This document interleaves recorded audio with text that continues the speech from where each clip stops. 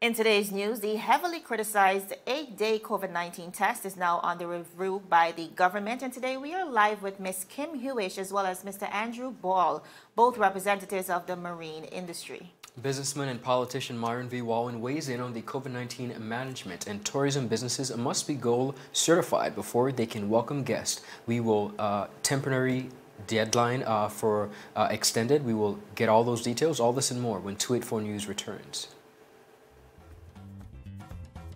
How does financial services benefit the BVI? It's been around for more than 3 decades before the World Wide Web and is now part of the everyday life of our islands. More than 2,200 people are directly employed in financial services, and another 3,000 jobs are supported indirectly. Jobs are corporate service providers, lawyers, insolvency, accounting, banking, insurance, regulators. That's almost 27% of the national workforce. Of those, more than 65% are BVI landers and belongers. What about restaurants, supermarkets, or shops? Well, 100% of people eat. So, they buy food. They buy swimsuits and shampoo and cars and power tools and plantains and fish and roti and pates. Financial services employees buy painkillers and lots of beer. Then there's electricity and dental floss and toilet paper and pretty much everything else. And everyone needs a roof over their heads and a place to do business, so we all rent or buy from a local landlord. Housing and office space alone means millions of dollars into the pockets of BVI families. At the end of the day, everyone benefits, including charities who receive thousands of dollars every year. And more than 60% of all government revenues come from fees paid by financial services. This money is spent on schools, roads, ports, scholarships, the environment, health, sports, children, youths, and the elderly.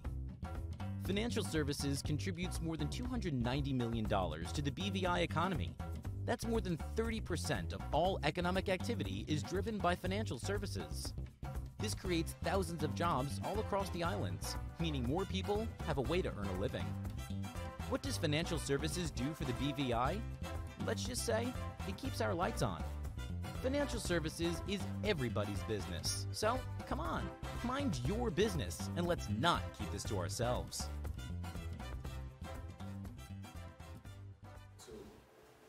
Viewers, welcome to another amazing edition of 284 News out of the beautiful British Virgin Islands. It is Thursday, October 29th, 2020. My name is Javon Wilson. And I'm Ron Grant. A happy Tuesday to each and every one of you, especially our viewers who are joining us across the region. Before we get into our newscast, we just want to touch on some headlines that we are going to get to. Of course, the heavily criticized 8th-day test under review by the government and health authorities, as well as we are 1 day away from October 31st, a temporary termination deadline, and still no official updates. Definitely, Ron. I know persons are really awaiting those updates, employees as well as employers across the territory, but also incoming nationals will now be able to quarantine at their homes. Of course, this is for the 4 to 8 day quarantine period that has been proposed by government.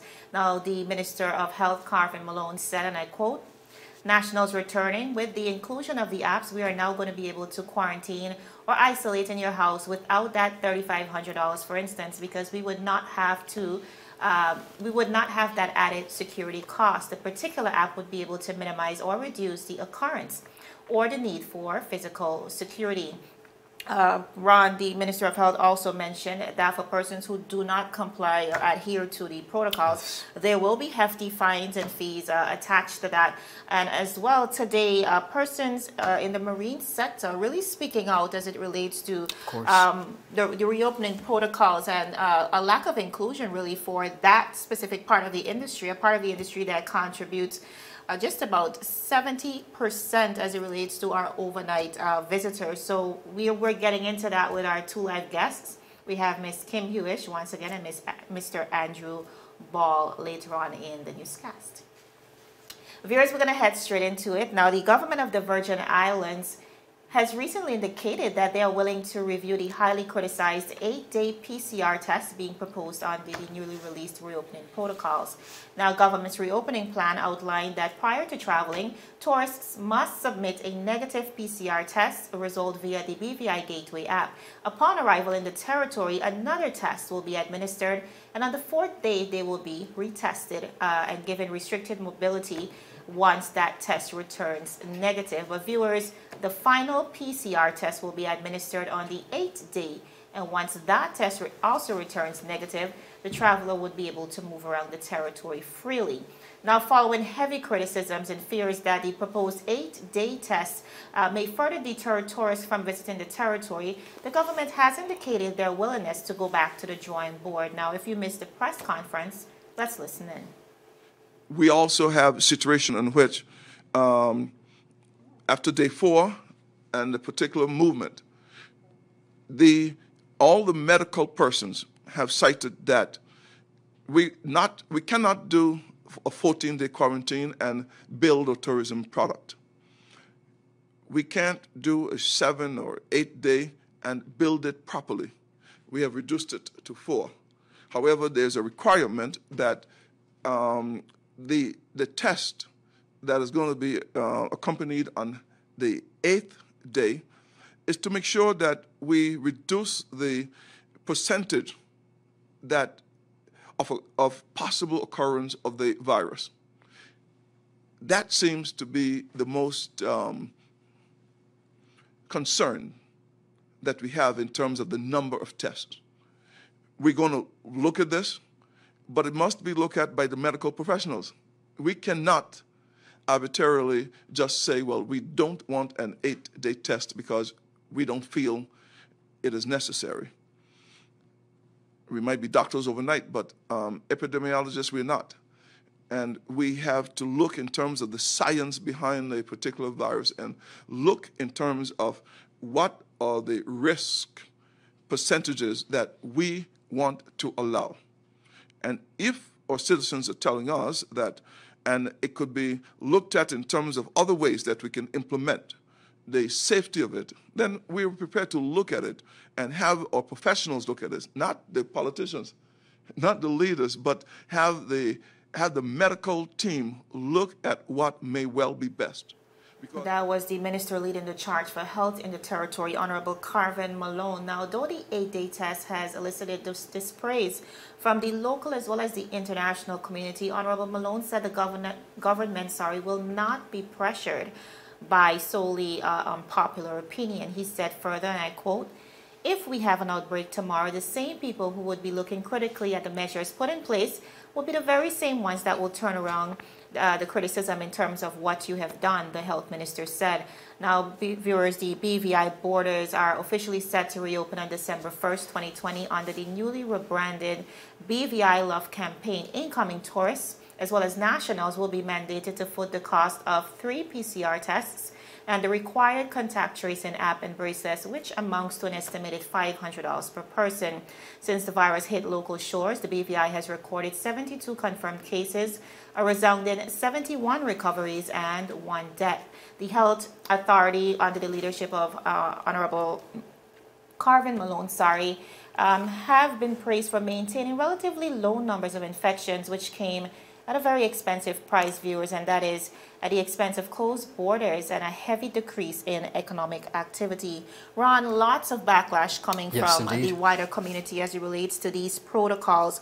But here we see the government extending a willingness, and I think it's only right, because what we've been hearing from not just residents on the ground, but tourists, incoming tourists on the international scene, is that this might be a bit much. Absolutely, and again, we see where the Honorable Minister for Health, as well as the Premier, publicly saying that he thinks that him being blamed for tourists canceling is a bit much, but at the end of the day, I think what we're failing to understand as a territory and from a government perspective is that ultimately not only residents but anyone involved, stakeholders, want the ability to plan and prepare. Absolutely. And that is not what they're getting money and buck for their worth. They're not being able to prepare, and even with the protocols, it's a bit last minute for those who would have wanted to be able to come to the Virgin Islands. But continuing on the local scene, educators across the territory are engaged in a 5-day CARICOM Teacher Standards Review workshop as the government of the Virgin Islands continues to build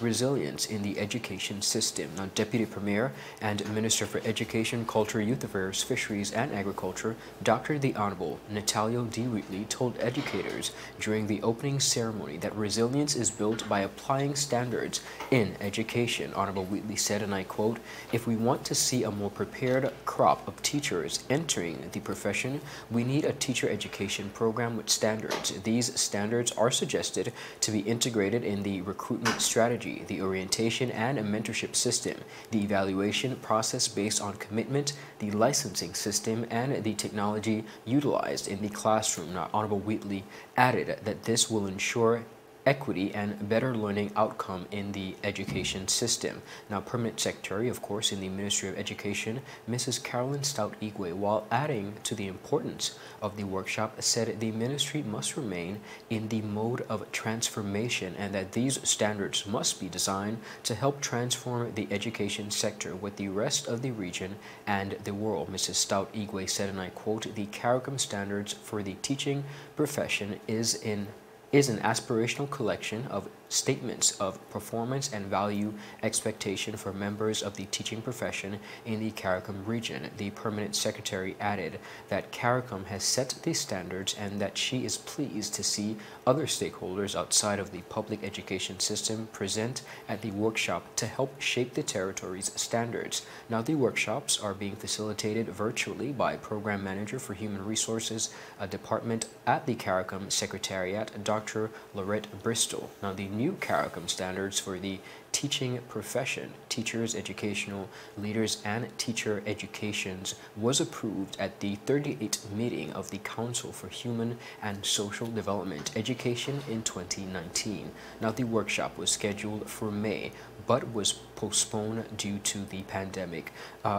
Jovan, we see where the education system on a regional level is continuing without a doubt. However, with the recent announcement, and I'm happy to see us engage locally with the CARICOM conversation, but I would love to see the Honorable Minister as well as his team and the government of the Virgin Islands pay keen attention to teachers and not only the degrading level of training that they're receiving and the degrading level of salary. We're often speaking about teachers having such an important role and pivotal role, but I don't think that we're putting our money where our mouth is, and I'd like to go on record to say that I think that needs to be addressed, not only with the salary that teachers are receiving, but the lack of professional development that they're receiving. You cannot, just before a semester starts, expect that a week or two of sitting and having persons regurgitate information is substantial enough for teachers to be able to skillfully execute their jobs, especially in these very trying times. And Ron, I'm very happy that you have a seat at this table right now because absolutely. you too are a past educator.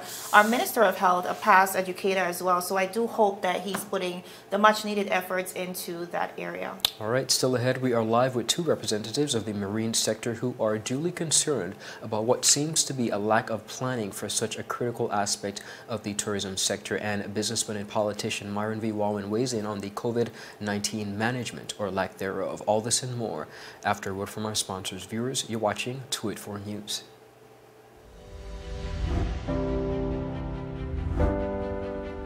The wind! Oh! What are the hell? I'm freaking out! Is time.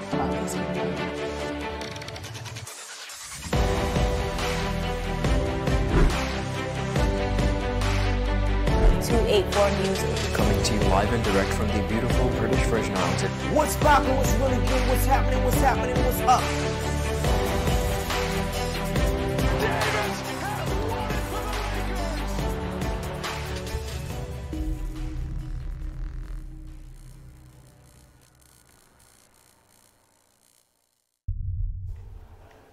Viewers, welcome back to 284 News. Now, as promised, we are live today with Miss Kim Hewish. She is the president of the BVI Scuba Diving Organization, as well as she's associated with the Tri-Marine Boat Company. We're also live with Mr. Andrew Ball, one of the general directors at BVI CCHA, as well as the chairman of the Marine Association of the British Virgin Islands. Welcome, guys.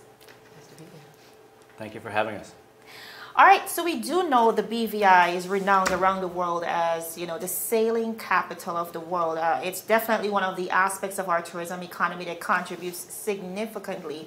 However, when we examine the reopening protocols that were ruled out just recently by the government of the Virgin Islands, there seems to be little to no inclusion for, one, the marine industry, I think, by default, but the seaports reopening, and I know that has a devastating effect on the marine sector. Let's just speak to what it has been like on the ground as it relates to the fallout. What are persons saying as it relates to businesses and employees alike?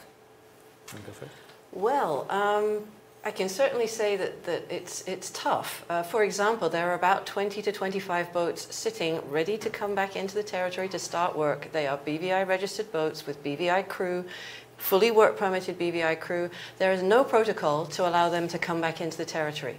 They don't want to come in as tourists, they want to come in to start their businesses in order to accept tourists. There's no way for them to do that right now. The protocols don't exist, and I think that is one of the key problems, that protocols have been slow to come, if they've come at all. Andrew has been working extensively with the marine industry as a whole, and I'm sure he can speak to that too. Yeah, I mean, we've worked to try and develop protocols as a private sector for all of these things and presented them to government and the various offices within government. The real issue, again, which I know we've been here before and we've talked about this before, is a sort of a roundtable discussion. If we don't sit around the table, they don't know what the issues affecting us are, and we don't know what the issues affecting them are. Nobody can act independently here. Mr. Ball, lots of persons have been saying, indeed, especially persons within the industry stakeholders, there has been seemingly a lack when it comes to a lack of consultation, that is, when it comes to bridging the gap between the industry and the government as it relates to these decisions that will affect the industries. How bad is that situation? And you did mention that a lot of your recommendations have been submitted to government. Has that been acknowledged or included in anything you've seen recently in the media? I think that really depends on which protocols. I mean, the private sector as a whole got together back in sort of April, May, June, and submitted some suggested protocols to government in order to start a discussion. And there was some discussion, but it was mostly a one-way street there. In terms of, for instance, the last week, actually, we've started having some really good discussions with the health team as far as how we might introduce a product that could actually work here. And so there has been a little bit more communication lately, certainly not with Cabinet. You know, we're sort of working with let's call them the boots on the ground to come up with pragmatic solutions.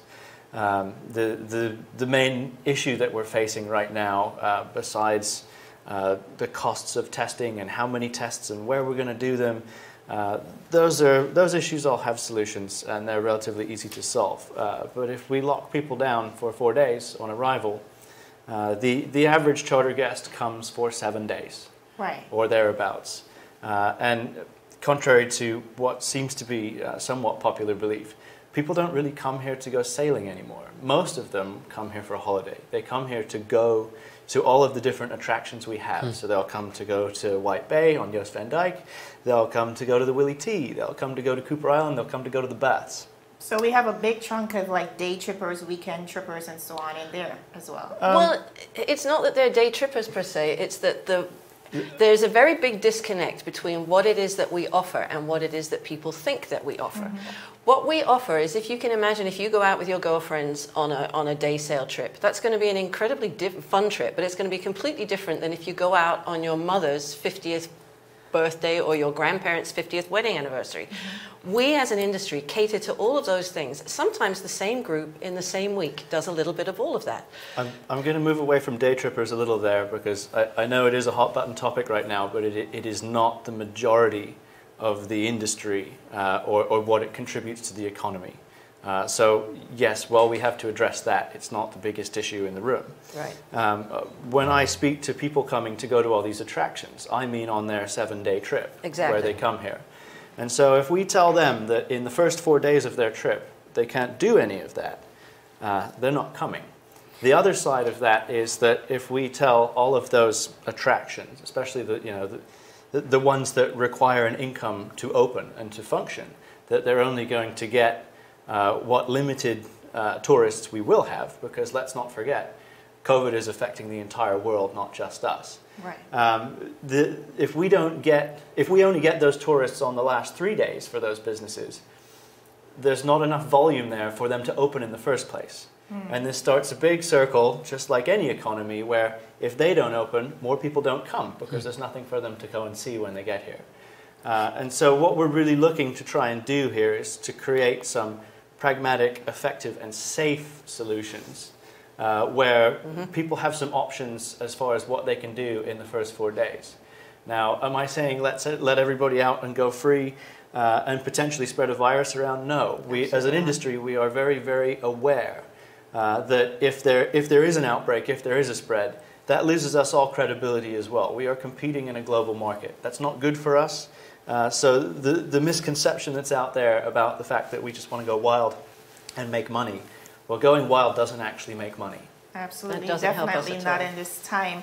Now, the date was announced, a tentative date that is December 8th for seaports, some seaports to be reopened within the BVI. Do you think it was premature for us to announce a date without first establishing the much needed protocols that will govern the marine industry in this COVID-19 era?